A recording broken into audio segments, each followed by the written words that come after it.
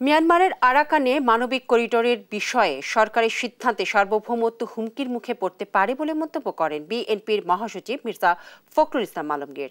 সোমবার সন্ধ্যায় ঠাকুরগাঁও সদর উপজেলার জগন্নাথপুর ইউনিয়নের শেখ বাজারে গণসংযোগ অনুষ্ঠানে একথা বলেন তিনি।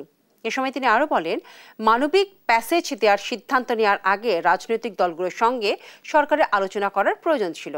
এদিকে এই করিডোর দেওয়ার বিষয়টি নিয়ে নিজের ভেরিফাইড ফেসবুক পেজে পোস্ট করেন জামায়াতে ইসলামের আমির শফিকুর রহমান। তিনি বলেন, মানবিক করিডোর বিষয়টি সরকারকে জাতির সামনে স্পষ্ট করা প্রয়োজন, কারণ এর সাথে অনেক নিরাপত্তা বিষয় জড়িত থাকতে পারে।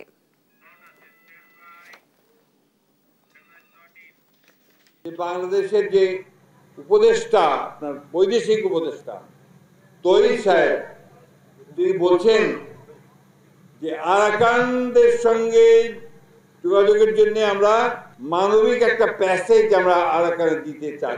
অনেক বড় সিদ্ধান্ত। এই সিদ্ধান্তের সঙ্গে আমাদের স্বাধীনতা, সার্বভৌমত্ব এবং ভবিষ্যতে এই অঞ্চলের শান্তি স্থিতিশীলতা জড়িত আছে। সরকারের উচিত ছিল, দায়িত্ব ছিল এই বিষয়টা নিয়ে সমস্ত রাজনৈতিক দলগুলোর সঙ্গে কথা বলা।